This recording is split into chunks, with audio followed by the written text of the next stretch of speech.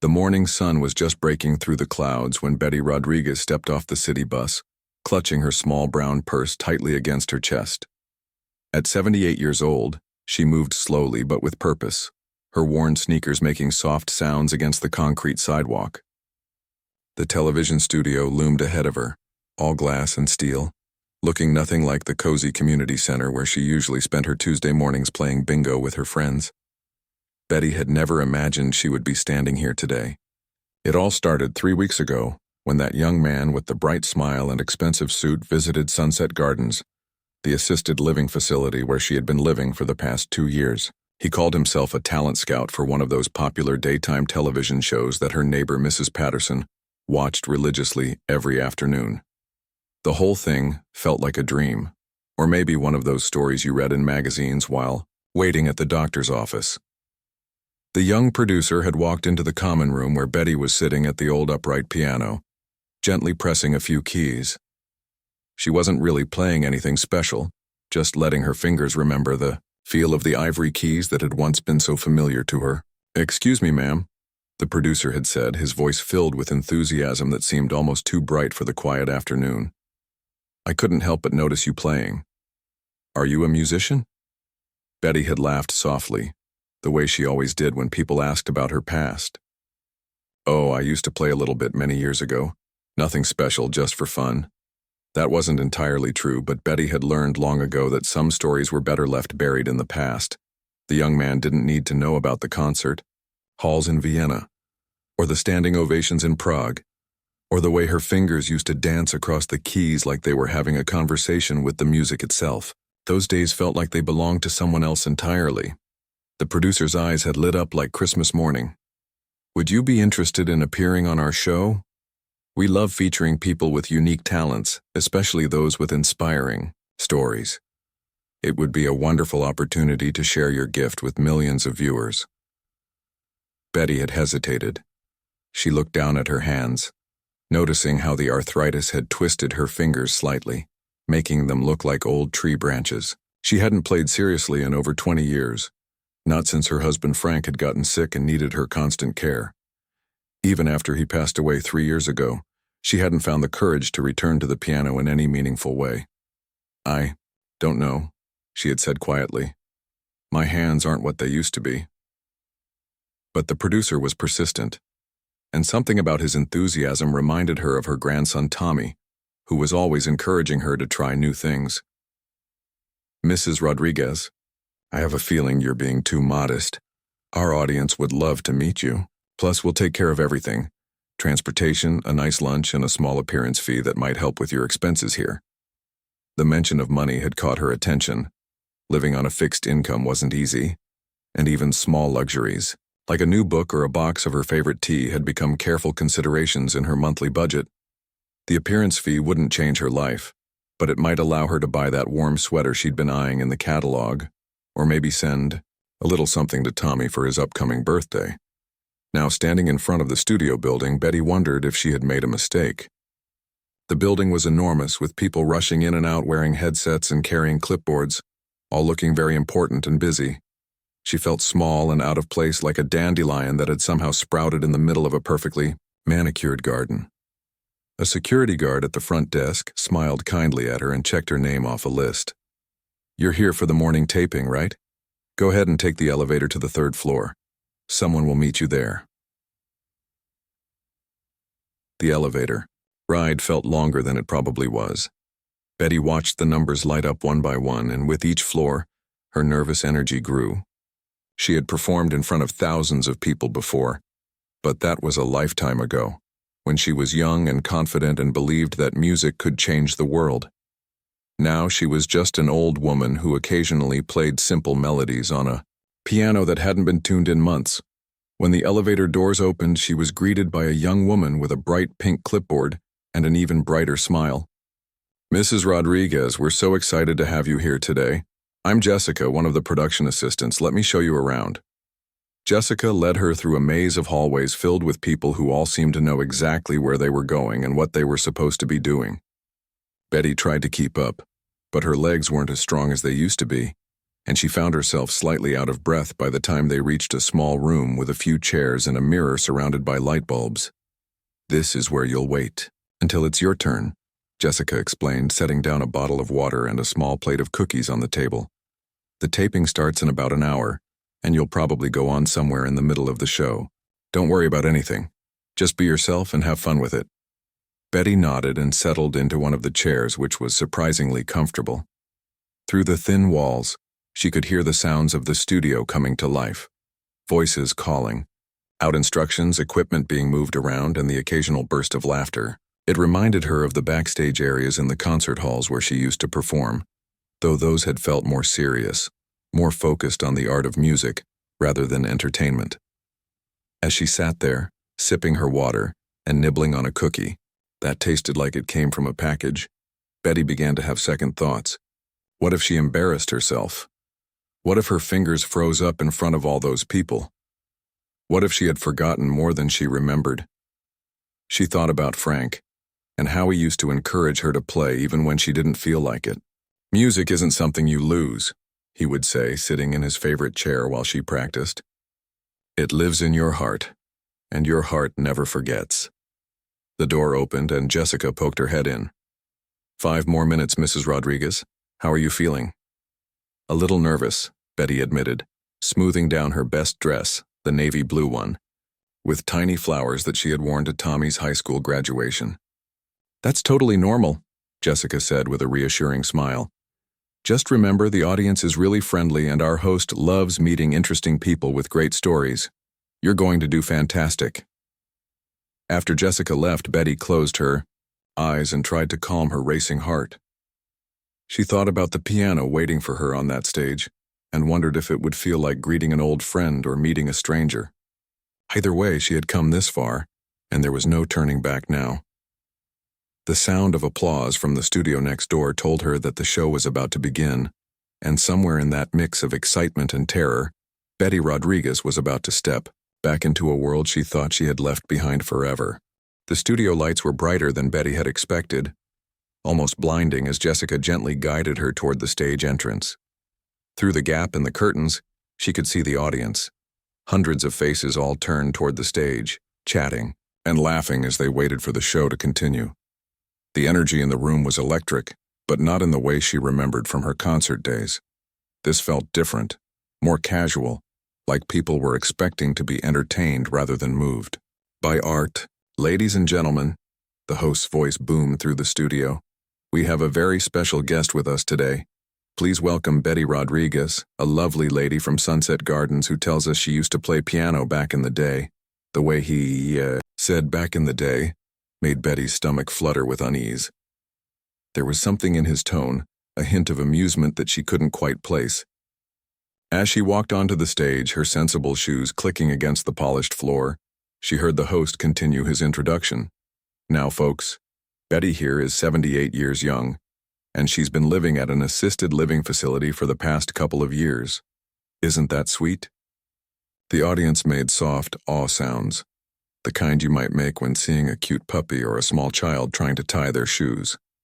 The host, whose name was Danny Richmond according to the monitor she had seen backstage, was younger than her grandson, Tommy, with perfectly styled hair and a smile that seemed to be permanently glued to his face. He approached her with exaggerated enthusiasm, speaking just a little too loudly, as if he assumed she might be hard of hearing. "Betty, welcome to our show. How are you feeling today, sweetheart?" The way he called her sweetheart made her feel like a child rather than a woman who had lived through 7 decades of joy, sorrow, love, and loss. But she smiled politely, the way she had been taught to do when she was young, and people expected ladies to be gracious no matter what. "I'm doing well, thank you," she replied, her voice softer than she intended. The microphone clipped to her dress picked up every word and amplified it through the studio. "That's wonderful to hear. Now, I understand you used to play piano?" "That must have been quite a while ago." Danny's eyebrows raised dramatically as he turned to the audience, inviting them to share in what seemed like a private joke. A few people in the audience chuckled, and Betty felt heat rise to her cheeks. She had expected questions about her music, but not in this way. not with this tone that made her feel like she was being patted on the head, rather than genuinely interviewed. "Yes, I did play," she said simply, not sure how much to reveal. The words felt heavy in her mouth. "Well, isn't that nice? And I bet you played some beautiful songs for your family and friends.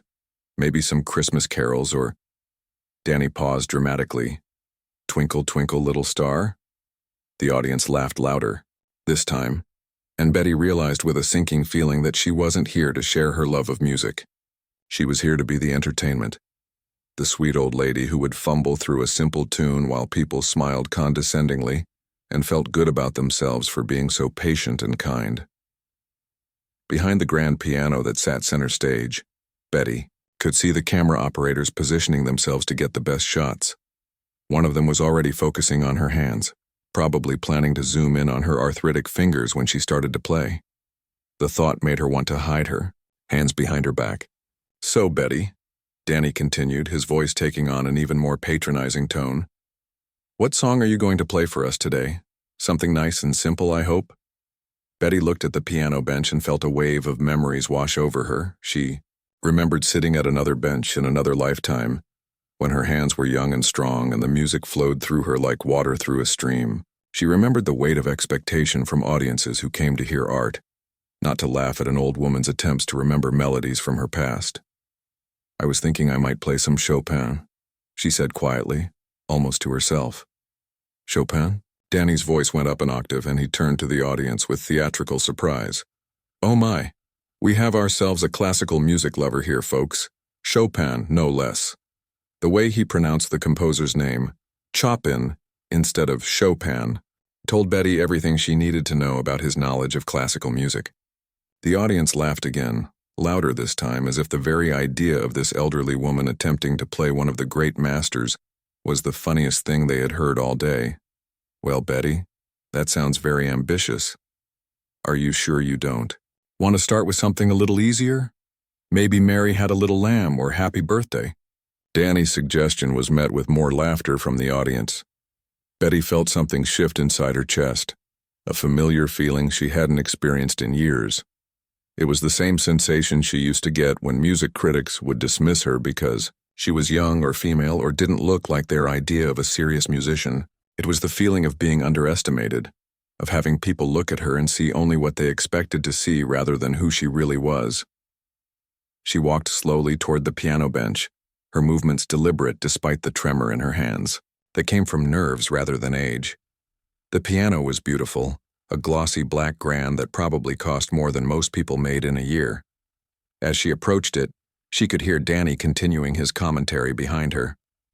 "Look at her go, folks. She's really going to attempt some Chopin." I have to admire her confidence, even if her ambition might be a little bigger than her ability at this point in life.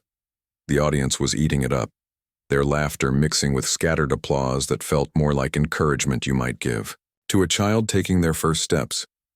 Betty sat down on the bench and had to adjust it slightly to accommodate her height. Even this simple action seemed to amuse Danny. "Having some trouble there, Betty? No worries, we've got all the time in the world. Sometimes these old bones need a little extra time to get comfortable, don't they, folks?" As Betty positioned her fingers above the keys, she could feel hundreds of eyes watching her, waiting for her to confirm their expectations. They wanted to see her struggle, to fumble through a few bars of music before giving up with a sheepish smile. They wanted to feel superior and sympathetic at the same time, to go home and tell their friends about the sweet old lady who thought she could play classical music. The silence in the studio stretched out as Betty closed her eyes for a moment, trying to find the quiet place inside herself where the music lived. But all she could hear was the expectant hush of people waiting for a show, and Danny's voice floating over it all like oil on water.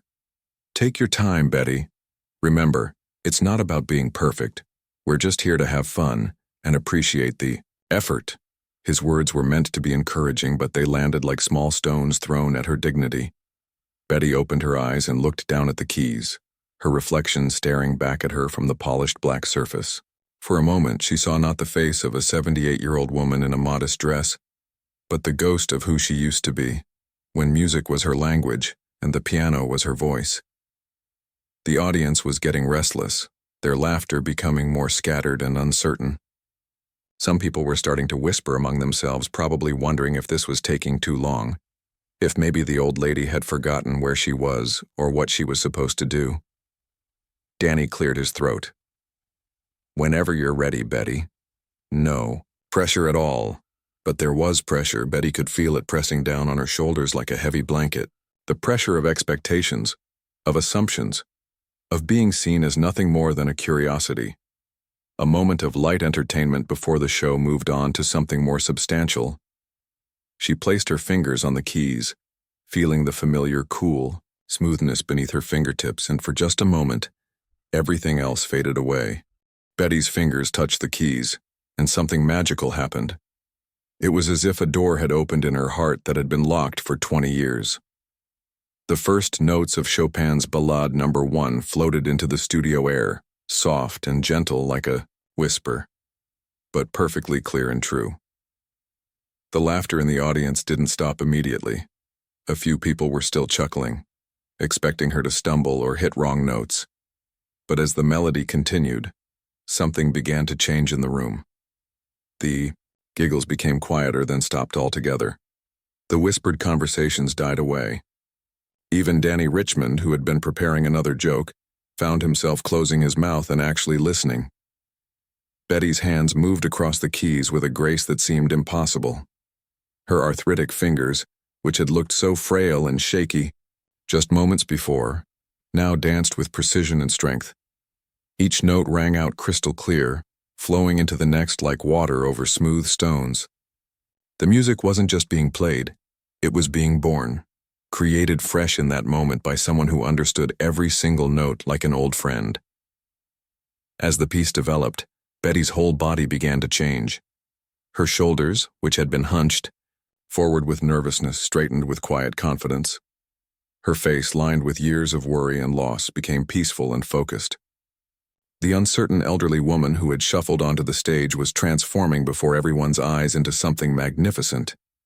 The cameras that had been positioned to catch her mistakes were quickly repositioned by operators who suddenly realized they were witnessing something extraordinary. The camera operator, who had been focusing on her hands to capture fumbling fingers, now zoomed in to show the incredible dexterity and emotion flowing through her movements. Her hands told a story with every gesture, every delicate touch of the keys. In the audience, people began to sit up straighter in their seats.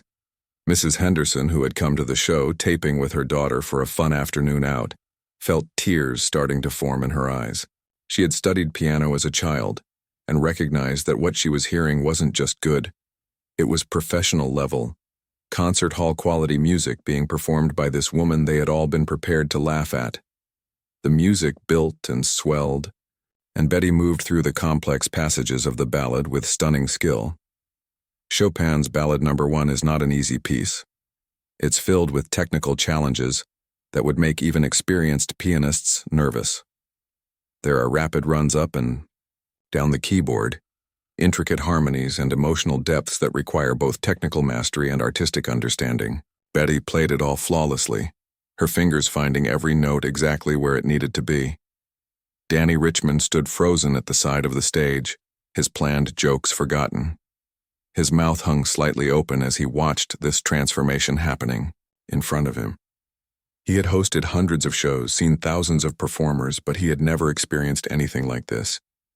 The woman he had been prepared to patronize was playing with the skill of someone who belonged on the world's greatest stages. Behind the cameras, the production crew was scrambling. The director, who had planned this segment as light comic relief, before moving on to the next act, was frantically signaling to his team to keep recording. The sound engineer, who had been casually monitoring the audio levels, suddenly leaned forward and began making careful adjustments to capture every nuance of the performance. This wasn't what they had planned for, but they all recognized they were witnessing something special. Betty's connection to the music was complete. As she played, memories flooded back, not just of techniques and fingerings, but of the emotions that had driven her to music in the first place. She remembered being 16 and playing this same piece for the first time, struggling with the difficult passages, until her teacher helped her understand that technical perfection wasn't enough. The music had to come from somewhere deeper, from the place where joy and sorrow lived together. She remembered the concert halls in Europe, the way the audience would hold its breath during the quiet passages and then erupt in appreciation when she finished. She remembered the reviews that called her playing transcendent and deeply moving, but most of all, she remembered the feeling of being completely herself when she sat at a piano, of finding her truest voice through the music of great composers. The ballade moved into its most challenging section, where rapid notes cascade like water over rocks, requiring both hands to work in perfect coordination while maintaining the musical line. Betty's hands flew across the keys with certainty and grace. There was no hesitation, no fumbling, no sign of the arthritis that made simple tasks like opening jars difficult for her in daily life. At this moment, at this piano, her hands remembered everything they had ever known. In the studio audience, the silence was profound. People who had come expecting to be entertained by amateur performances found themselves transported by professional artistry. Some audience members had tears streaming down their faces. Others sat with their mouths open, unable to believe what they were hearing. A few people, who knew enough about classical music to recognize the difficulty of what Betty was playing, looked at each other in amazement. Mrs. Patterson, Betty's neighbor from Sunset Gardens who had somehow managed to get a ticket to the show, was crying openly. She had lived next door to Betty for 2 years and had no idea that this quiet woman who played simple melodies in the common room was capable of such brilliance. She thought about all the conversations they had shared, all the times Betty had downplayed her musical background, saying she used to play a little bit. As the piece approached its climactic moments, Betty's playing became even more powerful. The music swelled and surged with emotion that seemed to fill every corner of the studio. Her face was radiant, transformed by the joy of making music at the highest level. This wasn't just someone playing notes on a piano. This was an artist, at work, communicating directly with the hearts of everyone listening. The technical crew, who had seen everything in their years of television production, stood transfixed. The makeup artist who had touched up Betty's lipstick backstage was crying. The security guard who had checked her in that morning was standing in the wings, his usual professional composure completely forgotten as he watched this remarkable woman reveal her true self through music. Even the other guests waiting to appear on the show had crowded around the monitors backstage to watch. A young pop singer who was scheduled to perform next stood with her mouth open, realizing that she was about to follow an act that had just redefined what it meant to be a musician. The music built to its final magnificent conclusion. Betty's hands moved with absolute certainty through the closing passages, each note placed with the precision of a master craftsman and the emotion of someone who had lived long enough to understand what the music really meant. As she played the final notes, the last sounds lingering in the air like the last colors of a sunset, the entire studio remained in complete, awed silence. Betty lifted her hands from the keys and opened her eyes, as if waking from a beautiful dream. For a moment, she seemed surprised to find herself in a television studio rather than a concert hall. She looked out at the audience, hundreds of faces staring back at her with expressions of wonder, respect, and pure amazement. The silence stretched on as if no one wanted to break the spell that her music had cast over the room. The silence in the studio seemed to last forever. Betty sat at the piano bench, her hands still resting on the keys, looking out at hundreds of faces that stared back at her in complete amazement. Then, like thunder after lightning, the applause began. It started slowly with one person clapping, then another. Then suddenly the entire studio erupted in the loudest, most heartfelt applause anyone had ever heard on that stage. People weren't just clapping. They were standing, cheering, some wiping tears from their eyes. The sound was overwhelming, filling every corner of the studio with appreciation and respect. Betty looked around in wonder, as if she couldn't quite believe what was happening. She had almost forgotten what it felt like to receive this kind of response to her music. Danny Richmond stood at the side of the stage, his face completely changed from the smug expression he had worn just minutes earlier. His perfectly styled hair was slightly mussed where he had run his hands through it in disbelief. He looked like someone who had just witnessed a miracle and wasn't quite sure how to process what he had seen. As the applause continued, Danny slowly walked toward Betty at the piano. His usual confident swagger was gone, replaced by something much more humble and genuine. When he reached her, he had to wait several more seconds for the audience to quiet down enough for him to speak. "Betty," he said, his voice completely different now. Softer, more respectful. I don't even have words for what that was. "Where did you learn to play like that?" Betty smiled gently, her eyes still bright with the joy of having made music again. "I studied at the conservatory in Boston when I was young," she said simply. "A very long time ago." A conservatory? Danny's eyebrows shot up, but this time it wasn't for comedic effect. It was genuine surprise. "Betty, that was professional level playing. That was concert pianist level playing." "What conservatory?" "The New England Conservatory," Betty replied, smoothing her dress with hands that had just performed miracles on the piano keys. "I graduated in 1967. A murmur went through the audience. The New England Conservatory was one of the most prestigious music schools in the country. People didn't just attend there casually. It was where serious musicians went to become professionals. Danny shook his head in amazement. "Betty, I have to ask, and please forgive me for the way I introduced you earlier, but did you perform professionally? Because what we just heard wasn't amateur playing." Betty was quiet for a moment, and everyone in the studio held their breath, waiting for her answer. She looked down at her hands, those same hands that had just transported an entire room full of people to another world through music. "Yes," she said quietly. "I did perform professionally for a while. I was with the Boston Symphony for 3 seasons. I also toured Europe in the early 1970s. The audience gasped. The Boston Symphony Orchestra was world-renowned. People who performed with them were at the very top of their profession." Mrs. Patterson, sitting in the 4th row, put her hand over her heart. She had been living next to a world-class musician for 2 years and had no idea. "Europe?" Danny asked, his voice full of respect now. "Which countries?" "Germany, Austria, Italy, France." Betty listed them off matter-of-factly, as if she was reciting items from a grocery list rather than describing some of the most prestigious concert halls in the world. "I played in Vienna, Prague, Milan. There were others, but that was also long ago." A young woman in the front row of the audience was crying openly now. She was a music student at the local university, and she understood exactly what Betty was describing. These weren't just any venues. These were the places that every serious classical musician dreamed of performing. Betty had lived the dream that most musicians only imagined. "Betty," Danny said, sitting down on the edge of the piano bench beside her, "if you don't mind me asking what happened, why did you stop performing?" Betty's expression grew soft and a little sad. "Life happened," she said with a gentle smile. "I met my husband Frank in 1974. He was working as a translator at the embassy in Paris when I was performing there. We fell in love, and I had to make a choice.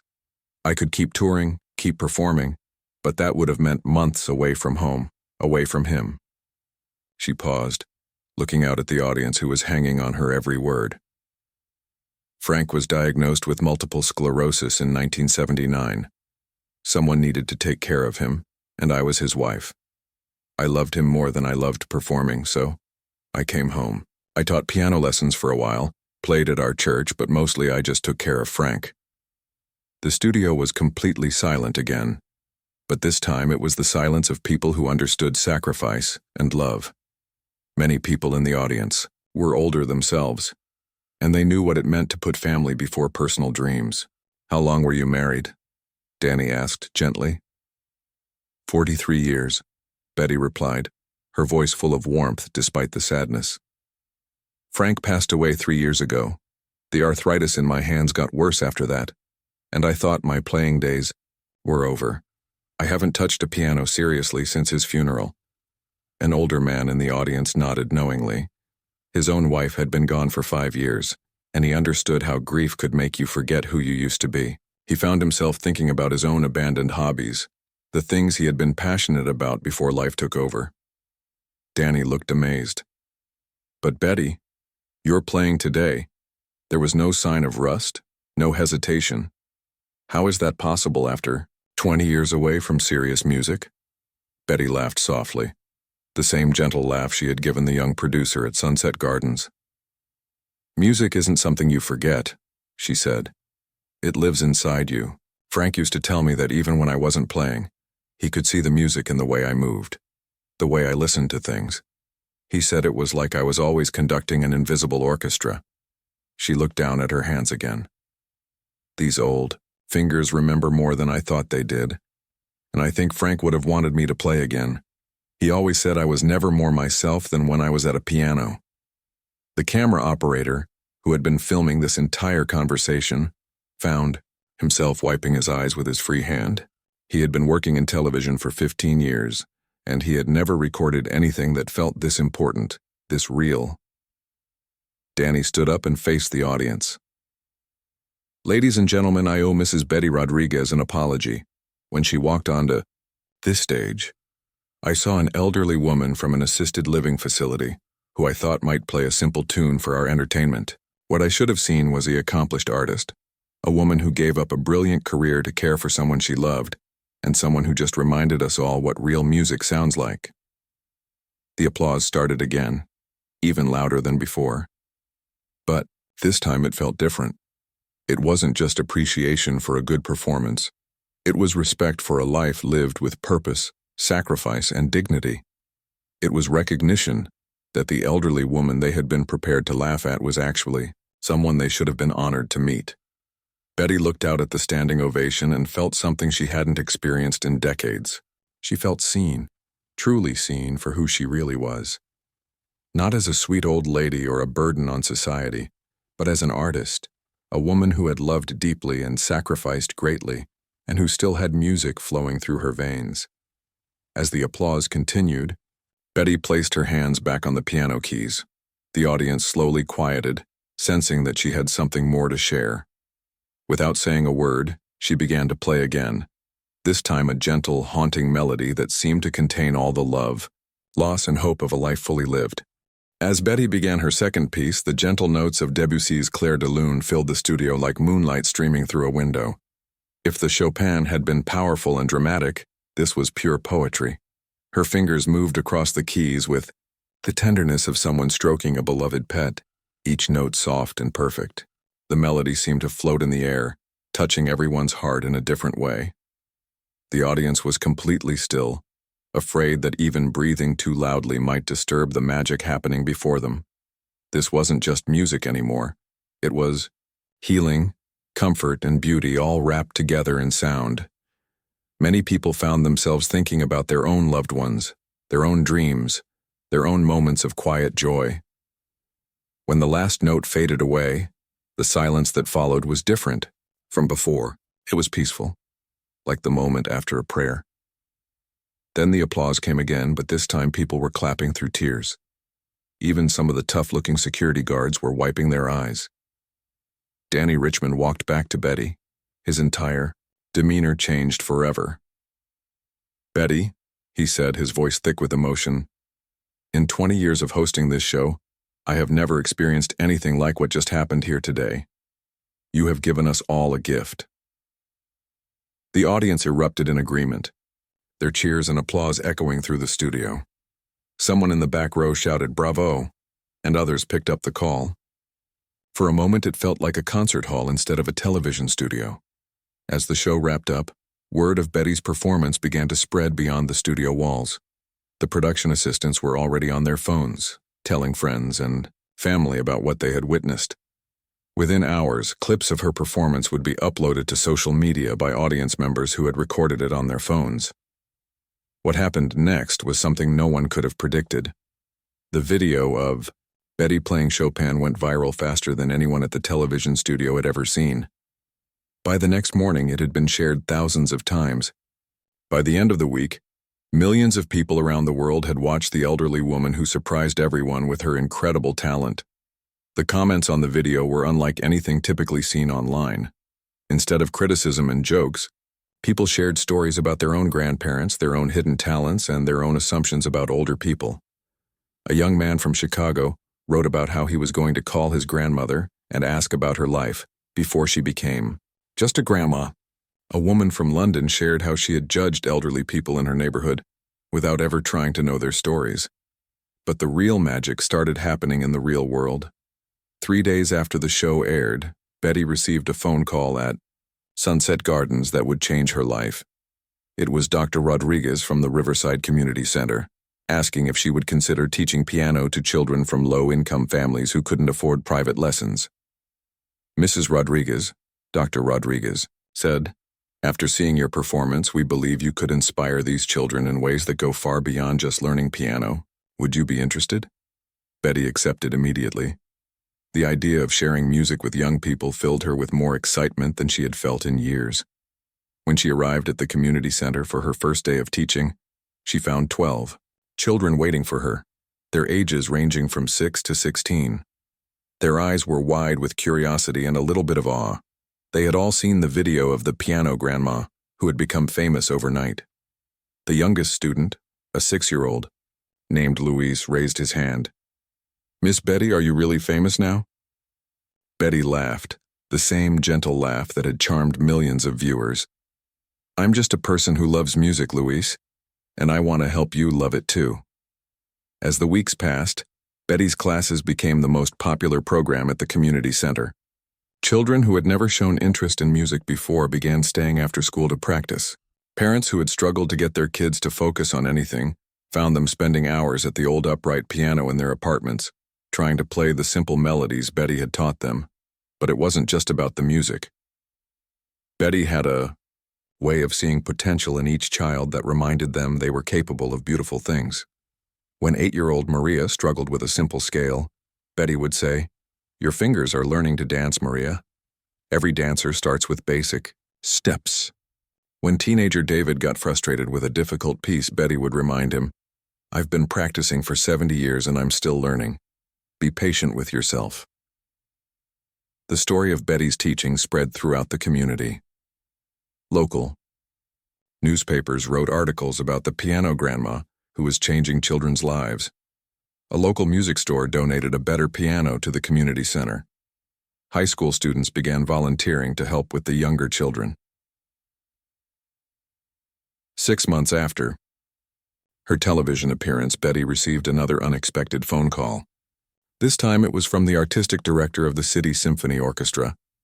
They wanted to invite her to perform as a guest soloist with the orchestra, her first professional performance in over 20 years.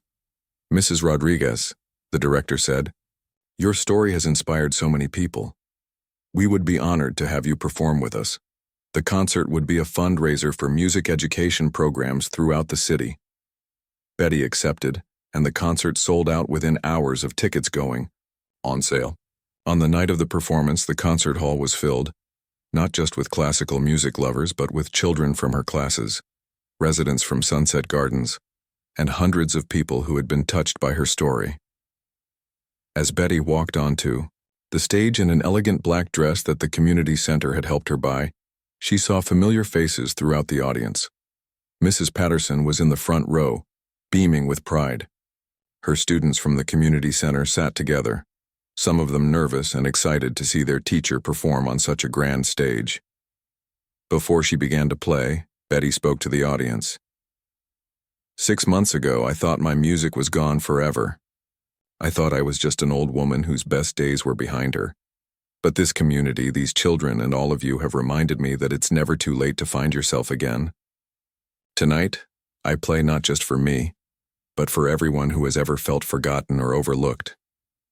You are never too old, never too late, to share your gifts with the world."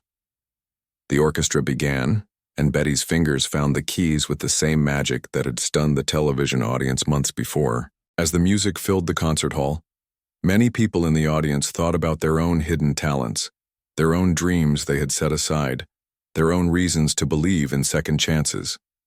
After the concert, as Betty received flowers and congratulations, from the audience a young girl from her piano class approached her with tears in her eyes. "Miss Betty," the girl said, "when I grow up I want to be just like you." Betty knelt down to the girl's level and smiled. "Sweet child, don't be like me.